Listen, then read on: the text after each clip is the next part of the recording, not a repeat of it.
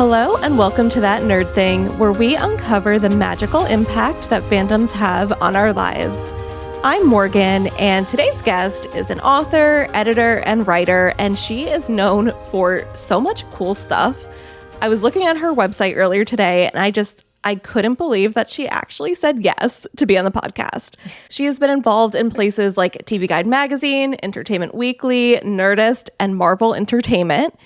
And she's the author of the Gamer Girls series and Geek Girls Don't Cry. So I would love to welcome Andrea Towers to the show. Hi, Andrea.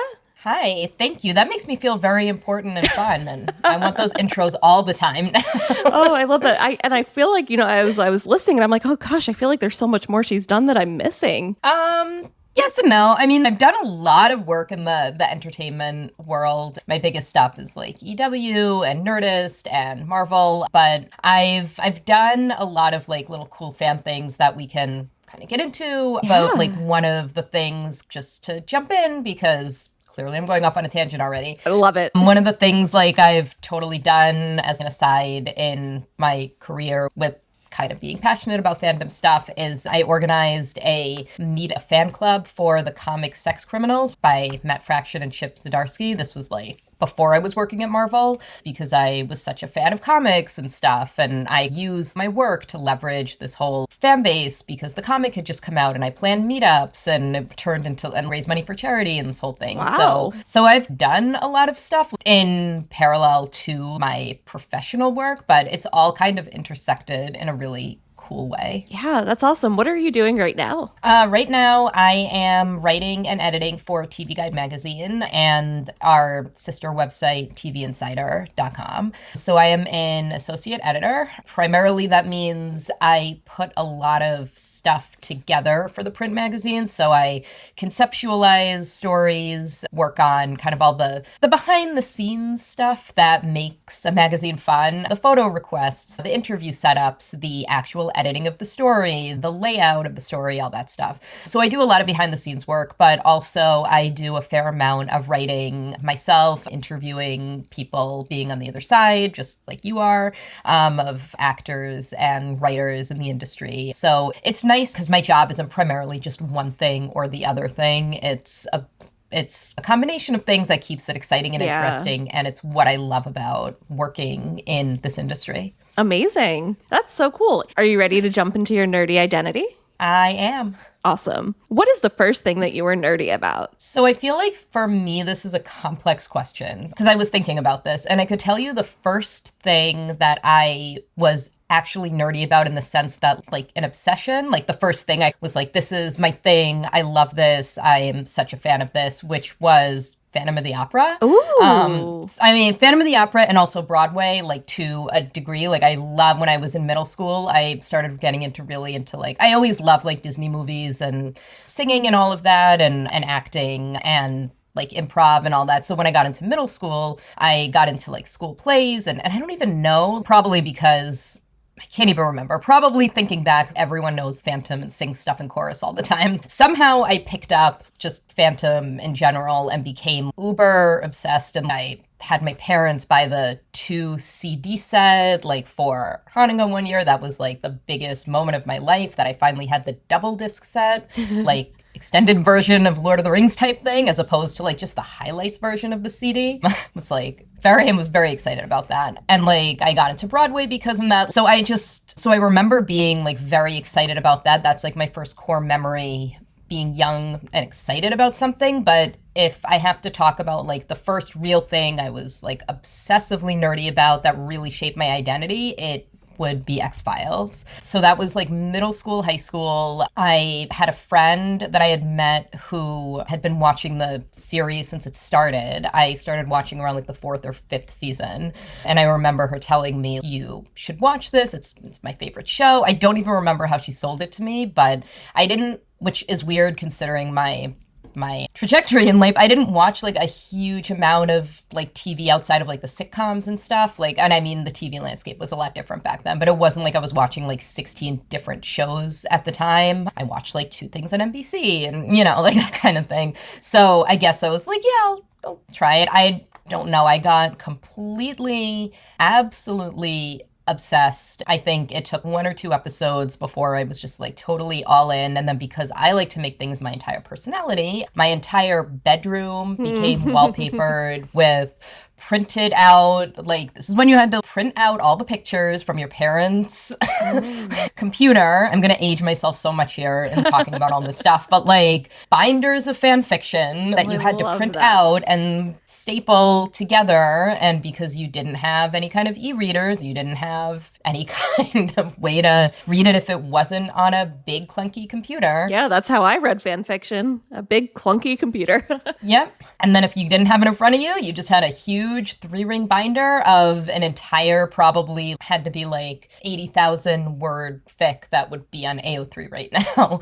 But I was just obsessive to the point that it was my entire personality. I wanted to go to college and be a medical doctor like Scully. That did not work out, but it did actually, and this is probably another tangent, but being obsessed with X-Files and with more so with Gillian Anderson and the character of Scully really motivated me to push myself in the later years of high school when I was applying to college. And I applied to a lot of colleges that had pre-med programs. I took a lot of healthcare classes because I was interested in like all the medical doctor stuff. I wrote about the very specific form of cancer she had in season 4 as like a research paper because I could relate it back to, because it was like an actual medical thing. And so it just basically, it was a way for me to write the TV show, write about what I love in a academic way, which I realized, which I did with a lot of stuff. Like I would figure out ways in middle school and high school for like stuff that I was super, super passionate about to take some real world aspect of it in some way so I could write about it and have fun with it and enjoy what I was writing about, but also find something I could take from it that let me write about my favorite thing and also keep it relevant to whatever like paper I had to write or assignment I had. But yeah, I was like so deep into it, was like my whole entire personality. And before the days of DVRs, literally going out on Sunday nights to play practice because I was in like musicals and leaving those big taped notes on the TV that would literally say in all block letters, please do not under any circumstances change the channel before 9 p.m. or you will be in trouble. As if my dad would have, actually listened to that. I mean, they did. But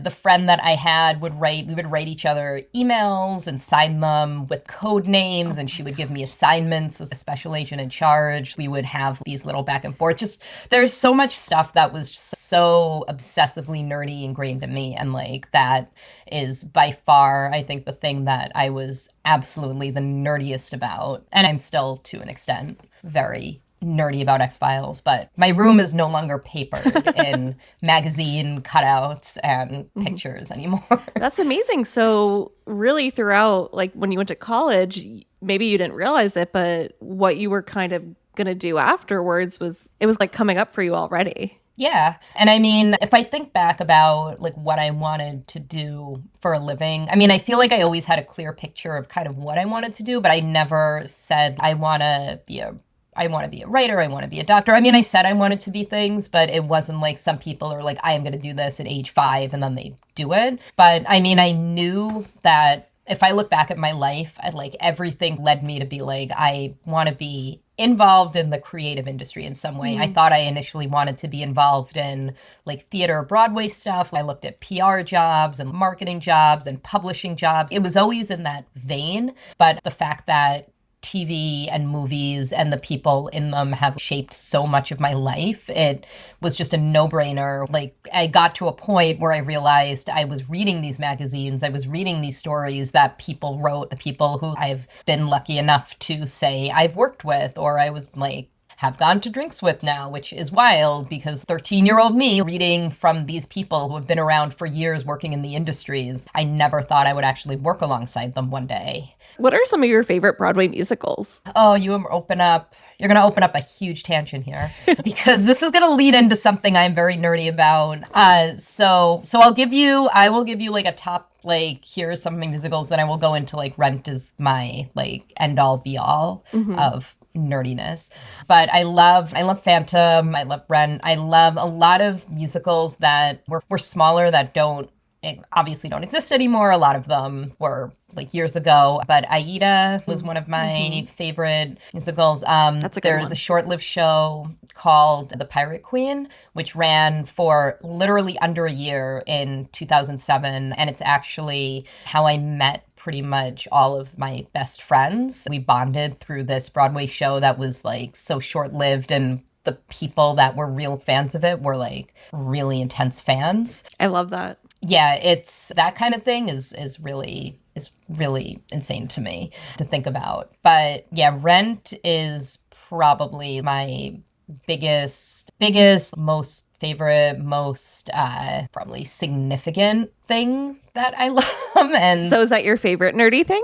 I feel like I could have a lot of answers for this question. I feel like my Rent is definitely the nerdy thing that has significantly shaped my life, probably even more so than X-Files did, because basically without Rent, I don't have my friends. I probably don't have a life in New York. I don't have a even bigger love for Broadway and theater. I actually never got a chance to go to Broadway to see anything until I was a freshman in college. My parents just like never, we live in Boston. I grew up in Boston. My parents never took me to New York City to see shows. It just wasn't what we did. I never got a chance to go see shows anywhere. So when I found Rent, got really into Rent, really wanted to see it. My college roommate was also one of my best friends. I will keep going off on tangents. I'm so sorry, because I'm going to say this ahead of time.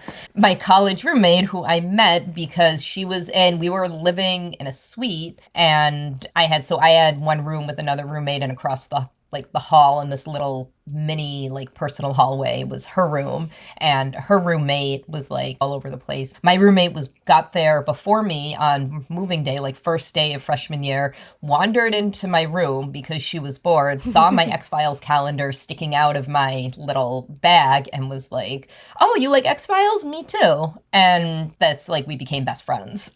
That's amazing. And lived together for 4 years.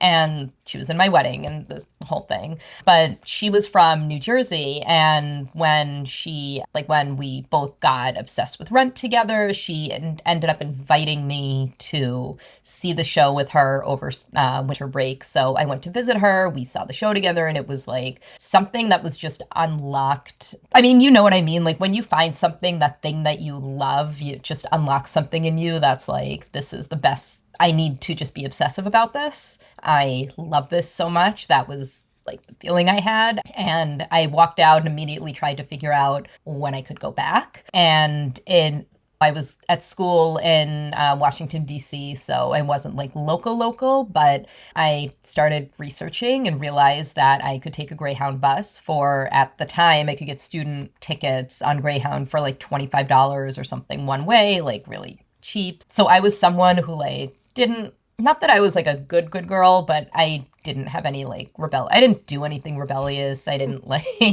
I was very worried about doing things my parents would yell at me for. My mom was kind of hardcore growing up. And so being on my own, living on my own, and being hey, I can get on a bus to go to New York to see Rent and find a friend or whatever to see the show with, and go off on my own for a weekend and not tell my parents about it. There was a whole level of independence for me. And so I started traveling to the city to see the show just on my own, which was really my first step of learning that I could do things, step out of the box in a way, and take control of things and navigate on my own and be on my own. And that's what led me to fall in love with New York. I fell in love with the theater scene first, and then made a lot of friends there, and fell in love with the fact that all my friends were there. And that's what made me go, I really want to live here, because I don't think, even with being interested in theater and writing and all that, I don't know if I would have been I need to be in New York. There are a lot of opportunities in Boston. There are opportunities in LA. But that was I need to live in New York. I have to be in New York. And that primarily came from that, and from going to the show an obscene number of times that no one needs to know about.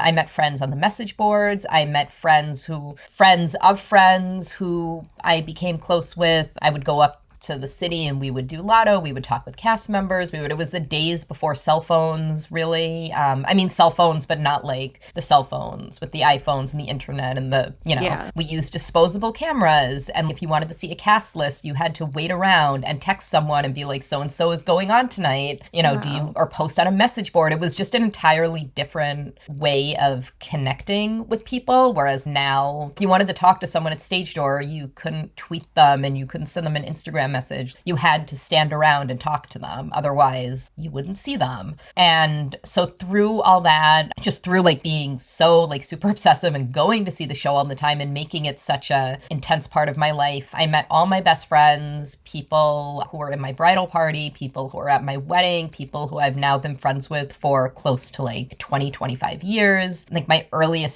two like earliest friends I met in 2002, which like when we were all in college together, and they were at NYU and Marist, so they would come down, they would come see the show with me. Rent was just like responsible for so much of my life, like shaping my life, that I really don't know what my life would look like without it, because I definitely don't have the friends that I have without being obsessed and getting nerdy with that. I probably don't have a love for New York. I probably don't have a love for theater. I don't have really a drive to live or move somewhere. All my nerdy things or obsessions or whatever you want to call them really led to shaping my life in a very significant way, to the point where I don't know where I would be if I didn't have them. Yeah, it's just who you are. It's your entire identity. What are you currently nerdy about? So I am currently nerdy about mugs and mug collections. So my husband hates me for this.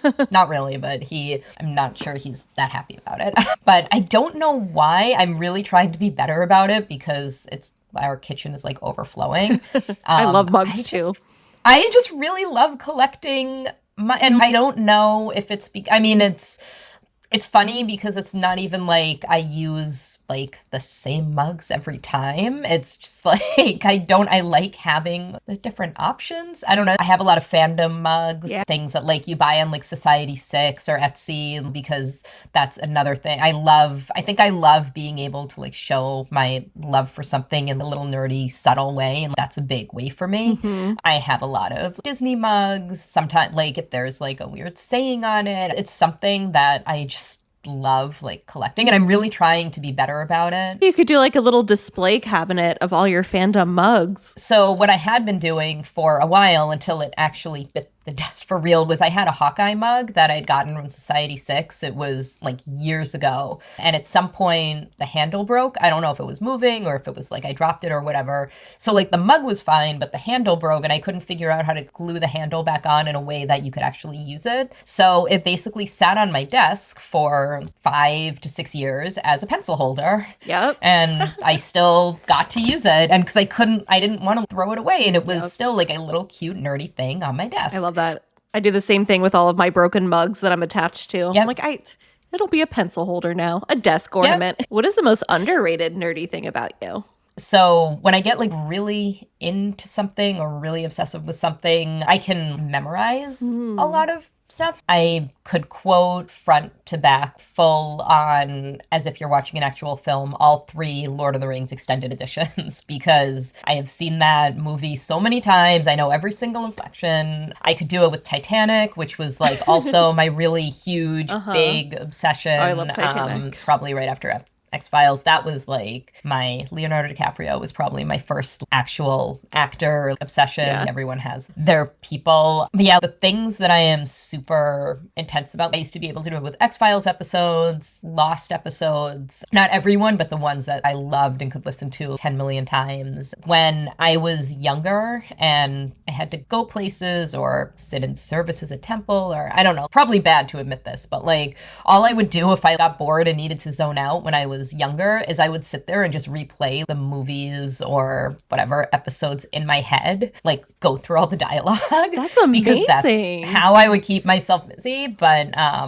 yeah, it's like a weird skill. I mean, I can't do it for everything, but the things that I have cemented themselves in my life, I can do it for them. And I do. I walk around quoting things all the time. Yeah, you're never going to be bored, because if you're bored, you could just sit and think through all 3 Lord of the Rings movies. That's amazing. Pretty much. On the extended editions.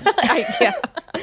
What is the most random nerdy thing about you? I think the most random nerdy thing about me is that, so I don't know if this is considered nerdy or not, but I am gonna say it because maybe it is. So I used to ice skate. Me too. When I was younger. Really? Uh-huh. I like don't find other skaters. I posted, it was funny because I posted like an intro post on Instagram a while ago just to be like, hi, I have new followers. Here's like some things about me. And one of the things I'd written was that I used to ice skate, and everyone was like, we didn't know that. And then I met 3 other journalists who also used to ice skate, and it was really weird because no one like just didn't know that. Yeah, so I used to ice skate when I was younger. I did individual ice skating. I was on a synchronized skating team. Oh, cool. For 2 to 3 years. We went to nationals, the whole thing. We did competitions, and I was like really nerdy. I'm still like nerdy about skating, but to the point where I follow all the sports people and all the competitions and the scoring and the divisions. And I mean, I know like sports obsessions in general aren't a super unique thing. I know a lot of people who follow like skaters and people in other professional fields or baseball players, but the fact that I used to skate myself, I get very intense about knowing what all the moves are. All that stuff is still ingrained in me. Yeah, cool. Yeah, that's a whole world to It's dissect. a whole thing. Yeah. So let's talk about your journey into fandom. I know you shared a little bit about what it was like for you going to New York and Rent and all of that. What was it like for you then to become a writer and to get involved in all of that? So it's always been like my second nature to love something and kind of figure out what I can do to marry my love of writing and also my love of the thing that I'm obsessed over. And it's the way I've sold. I know this is going to sound like a job interview in a sense, but like when I've done interviews with people, the way I've sold myself for jobs, writer jobs, and working in like the entertainment industry is basically like, look, I am a fan of the things that I am going to write about. I'm not a fan of every single pop culture thing. There are things I haven't watched. There are fandoms I'm not into. But in terms of just being a fan, I am on Twitter. I am on Tumblr. I am on AO3. I write fanfic. I read fanfic. I lurk on all the communities and the things that I am very into. Things like Marvel, things like Broadway, things like Critical Role, things like D&D, that kind of stuff. That stuff, I am very entrenched in the fandoms themselves, even if I'm not active, but I know what people are talking about. I know what ships they care about. I know what they want to see. I know what makes them excited. I know how to cater to them, if that makes sense, because like I'm a fan myself and I know what people would want to read. And so that was always how like I would sell myself, which is true, like on a professional level. Yes, I can write about these things and I have an interest in entertainment and all that and like writing in these industries that I love. But also I know how to, in a very like specific sense, like I know how to get you views. I know what people will want to read, like that kind of stuff. Because I think it's important. Not only am I a fan, I am a real intense fan of the thing. And I think that helps me in my career. And it's something that I've always been like, look, if you're getting me in this industry, you're getting the person who will know how to write these things or know how to present them to the fandom, because those are the people that are reading your stuff and engaging with you. When I worked at EW, I started interning there the year that Agents of S.H.I.E.L.D. first came out, so like 2013, 2014. I started out doing writing TV recaps for their first season and doing interviews with the creators and with the stars and all that. And I was an Agents of S.H.I.E.L.D. like recapper at EW for a long time through a bunch of seasons until I left the company. But one of the things that I got known for on Twitter was like, I knew people were really obsessive about the Fitz-Simmons relationship. And I was a big fan of that relationship. So I always made sure to really focus on that in my recaps and give that a little more a little more time than maybe other recappers would, because it was something that I really loved and I knew people wanted to read about. And then as a result, I had so many people that would read my stuff and be like, thank you for highlighting this. Thank you for showing that you understand the scene, that kind of stuff, which is really cool. And that's just like how I've always built my brand in this industry. Yeah, you're in touch with the fandom. Yep. I could cut this part out, but do you know Pamela Gokabachi? Yes. That's so funny.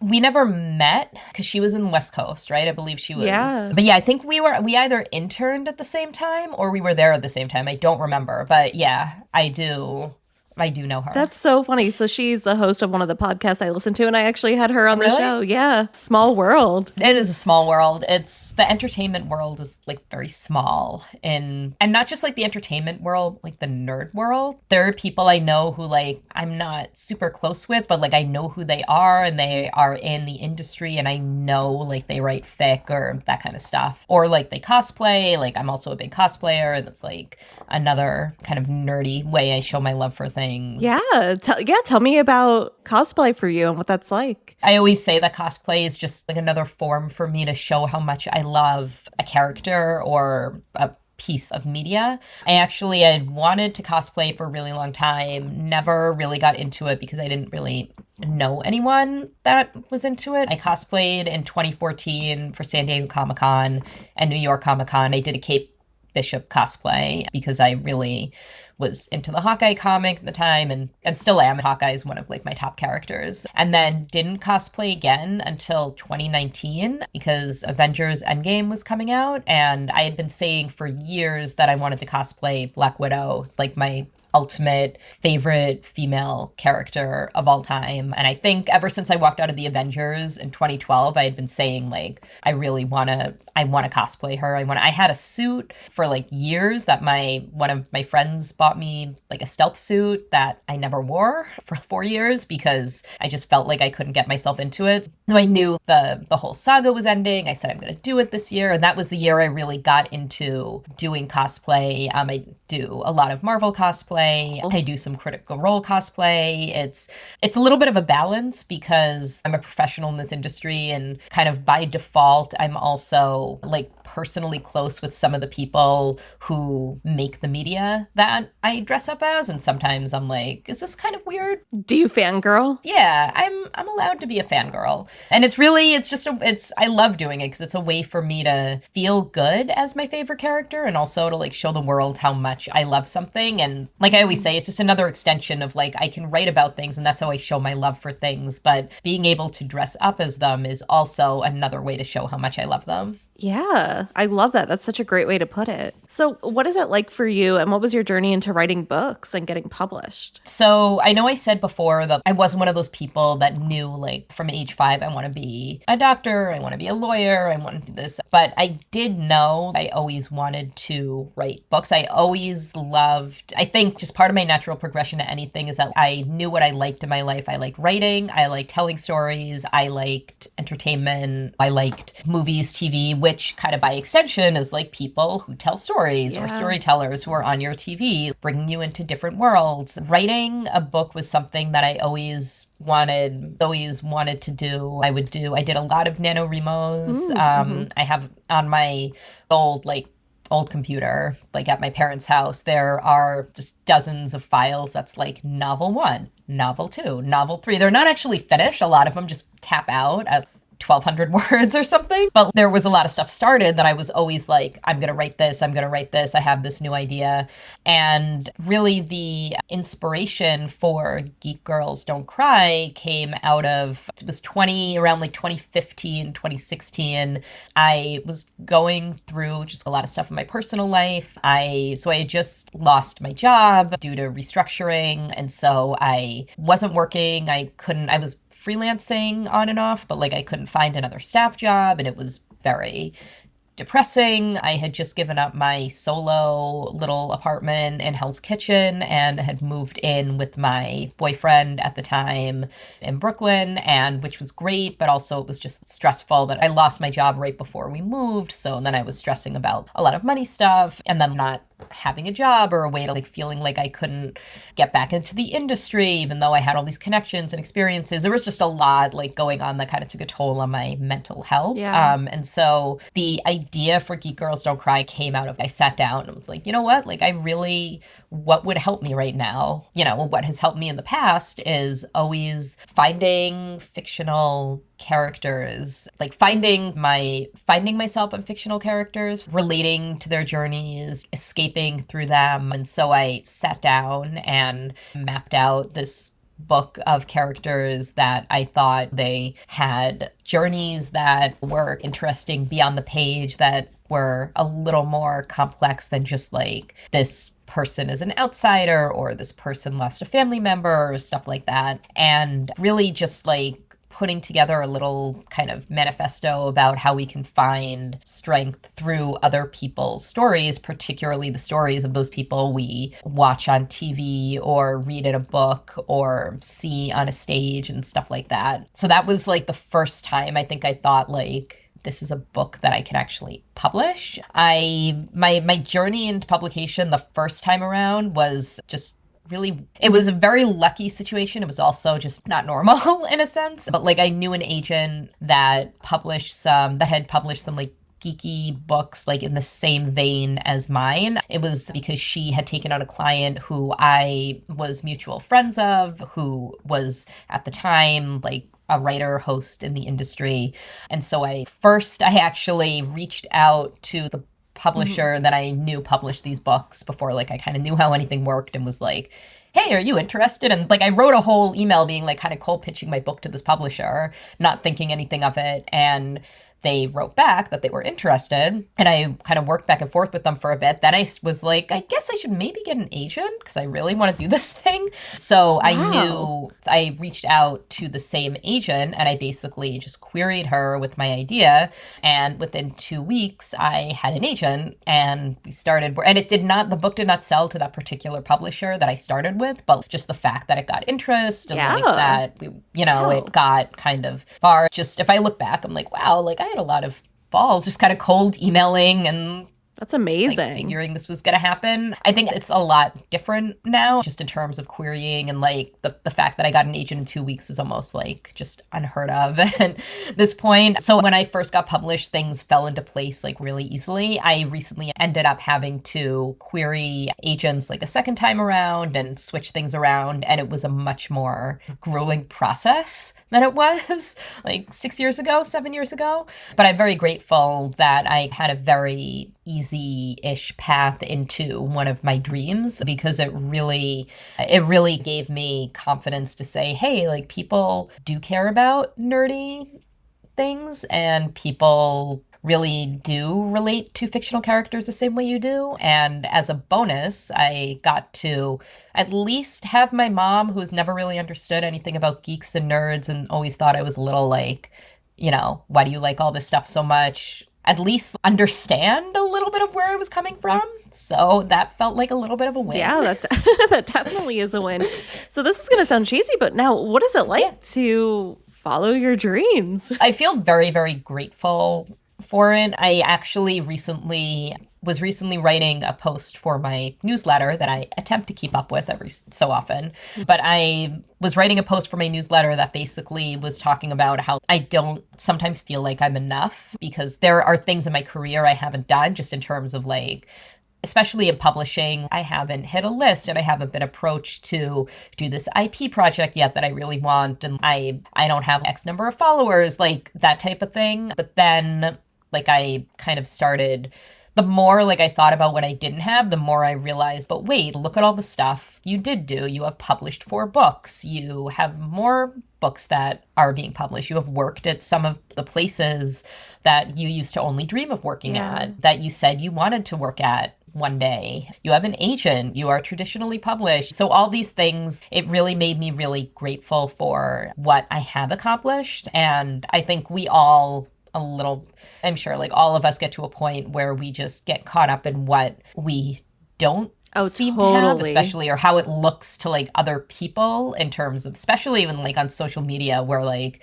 everything is just your biggest accomplishment and what you've done, and people obviously only share like the good parts of stuff. They don't share how many rejections it took them to publish something or how long they spent before someone offered them a project or something. And you know, I'm very guilty of getting into that headspace a lot, but when I think about what I have done, it makes me feel very grateful, and like I never want to not feel grateful for it, because even like my daughter, you know, goes to school and I talk to some of the moms all the time, and when I was like getting to know some of the moms at the beginning of the year, they would ask, what do you do? And a lot of people are like, they're lawyers or they're therapists or they have their own businesses and stuff like that. So when I say, oh, I'm a writer, editor for TV Guide and I also write books, and they're always like, oh my God, like you're actually like, you're doing a really cool thing. Like you're doing things like people say they want to write for magazines, or they wish they could do this, but they don't get there, or they pick a career that probably makes more money, or they just go in a different direction, and you are doing the thing that's really cool. And so I just always try to remember that and feel grateful for that, because a lot of it was luck and a lot of it is I have worked hard to get where I am, and I never want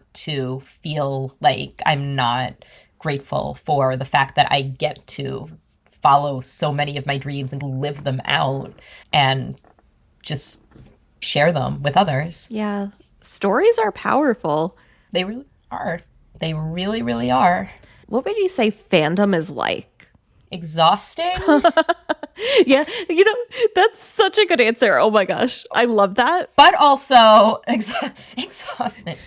exhausting, overwhelming, but also I think also fandom is really great. I mean, I can speak for someone who came up in, which I'm sure you have a lot of guests who have come up in the same way, that they were in the fandom that they started in, or the way they started in fandom does not look like fandom now. There was no Twitter. There was no, which I was talking about before with Rent, there was no social media. There was no way for people to throw their thoughts into a void. There were message boards. There were mailing lists. There were talking in person with people when you got together at events or a show or like a concert or a signing or whatever.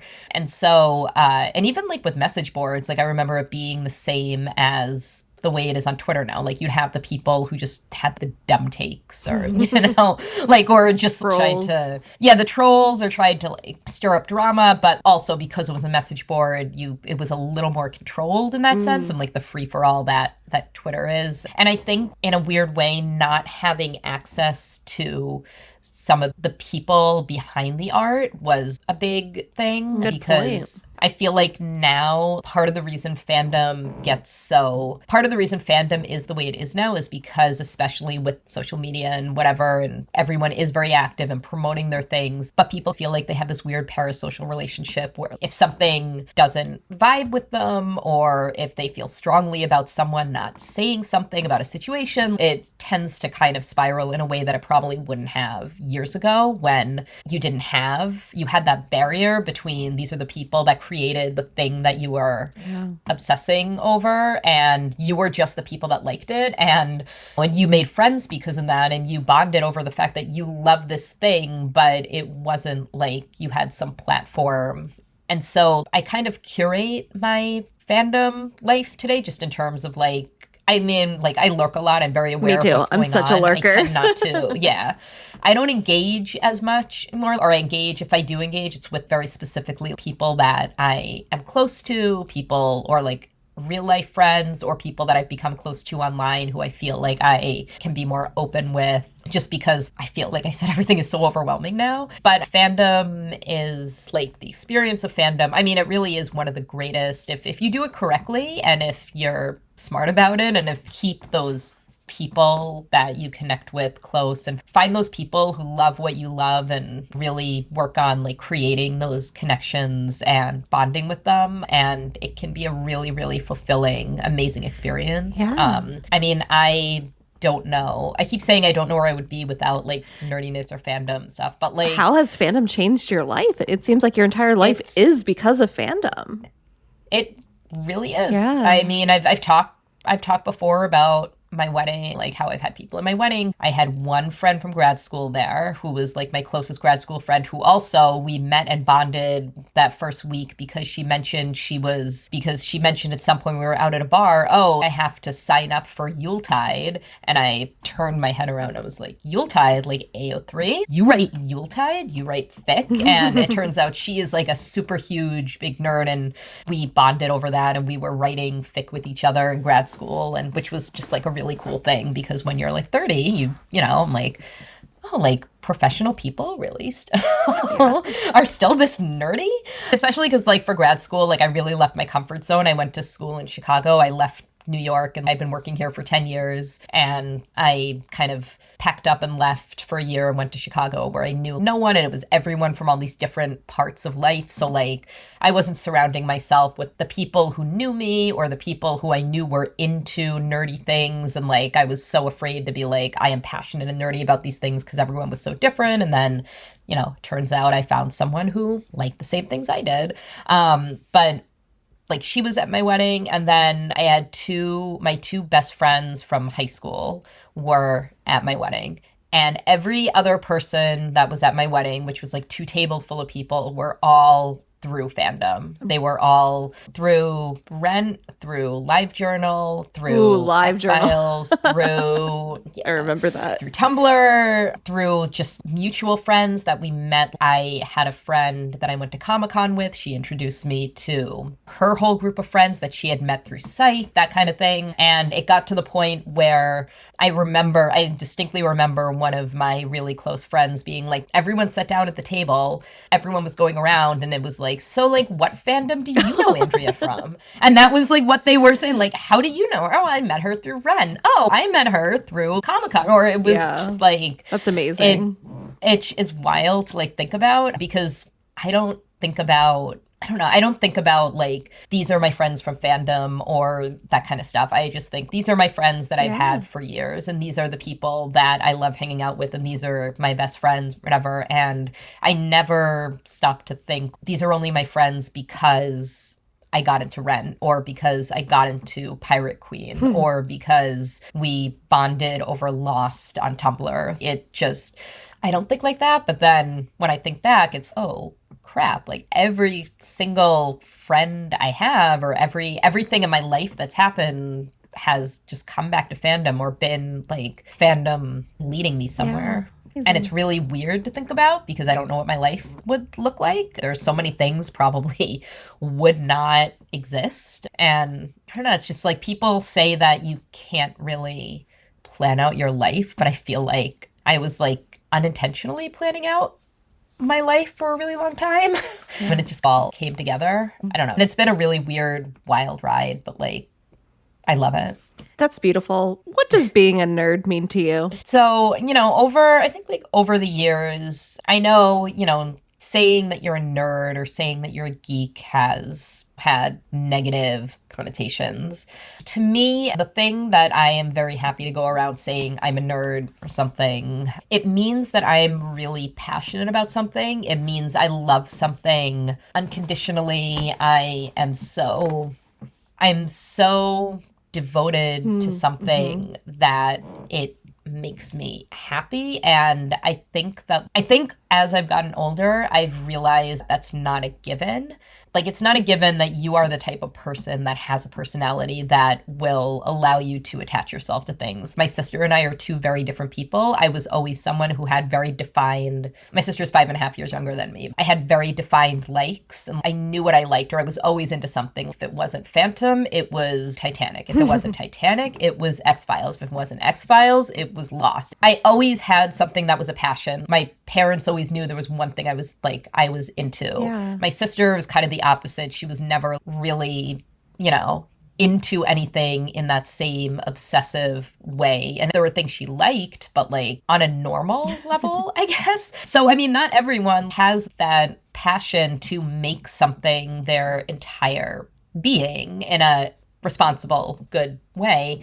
I always think that when I say what it means to be a nerd, or when I say I'm nerdy about something, it's not me saying I'm like oh, I'm just like really knowledgeable about this thing, or I really like this thing. It's no, like have such a passion Yeah. for this thing on a level that I'm very proud of and that I love, and that's been very significant for me. And I think that's just really important, and I will continue to champion that. Yeah, just like value that being nerdy is having passion. Yeah. And I think a lot of times it gets lost and like, people kind of brush it off like, oh, like, I'm a nerd about this. And then they leave it at that. And it's like, no, there is so much more to it. There is this deep love of something that does not come for everyone. And I'm very happy that I'm able to love things with my whole heart unconditionally and have it affect me and learn from it and have it inspire me. And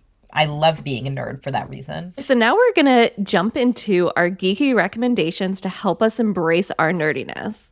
So today I want to recommend checking out, no matter where you live, your local like comic convention. There's more than just comics at all of these conventions. It's everything nerdy. I'm planning to attend Florida SuperCon in July, and I'm really hoping to meet David Tennant. And those of you who have been listening to every episode know he is like my number one guest I hope to have on the show. So I'm like, maybe I'll ask him. We'll see. It's probably not that easy to get David Tennant on a podcast, but we'll see.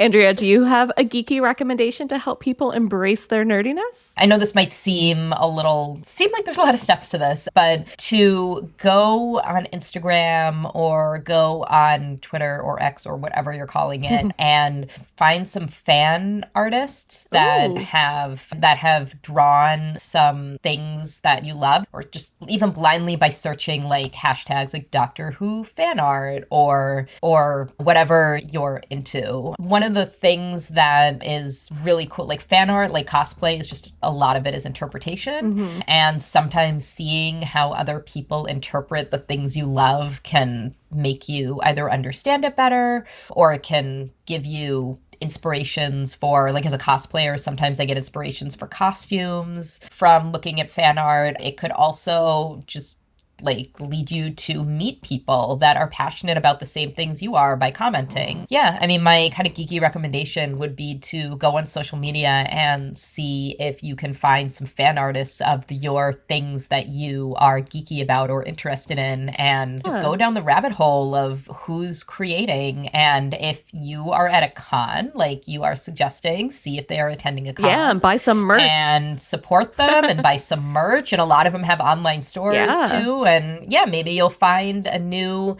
avenue to embrace your geekiness. I love that. That's such a great recommendation. So yeah, everybody definitely follow that. Go check out fan art. Check out like fan created merchandise. I think that's super cool. Yeah. And it's always so unique. Yes, it is. And that's like my mug collection is 90% created, especially like, even for properties that you think are so popular, like Marvel and like Black Widow. We didn't have specific Black Widow related merchandise for years because they only make what they made for the movies, and she never had a solo film until 3 years ago. Right. And so, like, if I wanted to find a specific Black Widow mug, I went on to find a fan-made mug because I couldn't find anything licensed that I liked or that was interesting. So finding like fan-created merchandise or any of that doesn't just lend itself to small little fandoms or shows or things. It can really be for anything, and it's so fun to see what's out there. It is. And it will kill your wallet, but you know what? You can blame me for it. Where can people find you? So I am on Twitter, X, whatever you want to call it. I will call it Twitter till its dying day. Me too. At _A Towers. You can find me on Instagram at _Andrea Towers. Very creative. You can also find a lot of my work and learn more about me and the stuff I've done on my website, which is andrea-towers.com. I know this is like, feels like so many. Oh, my name everywhere. I'll share the links in the show notes. Okay, good. So I'm not like no, don't worry. Don't worry. Talking about myself all the time. But yeah, Twitter and Instagram are primarily where I hang out, promote myself, interact with friends and followers and usually yell about all my geeky, nerdy stuff. You can also, on my website, there are links to buy my books or links of the best places to find my books. You can buy Geek Girls Don't Cry. The first 3 books of the Gamer Girls series, book number 4 for Gamer Girls is coming out November 19th. And I think there's a pre-order link on there. Ooh, so yeah, pre-orders matter. Pre-orders matter, and it's a good Thanksgiving type gift or early holiday gift for the kids and adults in your life. So all the links to buy all my work is, or support on my work is all on my webpage. Yes, everybody go buy those books. Please buy my book. Yes. Support a nerd. Oh, yes, support a nerd for sure. Andrea, thank you so much for being on the show today. It was so fascinating to hear your story and to hear all the things that you're nerdy about and what it's meant to you and how it's really shaped your life. So thank you for being here. Thank you for having me on. I'm so happy I just got to talk nerdy for like an hour and just have the time of my life talking to someone who gets why I love the things I love. This was really, really fun. Thank you. You are welcome back anytime. Thank you. All right, everybody, please make sure you are following That Nerd Thing in your favorite podcast app so that you never miss an episode. And I would love it if you can please leave a 5-star rating and review in Apple Podcasts or Spotify. And if you're watching this episode on YouTube, please be sure to subscribe and then like this video. And you can follow the show on Instagram and TikTok at That Nerd Thing Pod. And remember, I am always looking for nerdy guests to have on the show. So if you know someone that would be a great fit, or if you think that you would want to be on the show, please reach out to me at thatnerdthingpod@gmail.com. Let me know, and then we can chat about it. And remember to share the show with your nerdy friends, and I will see you next time. Bye.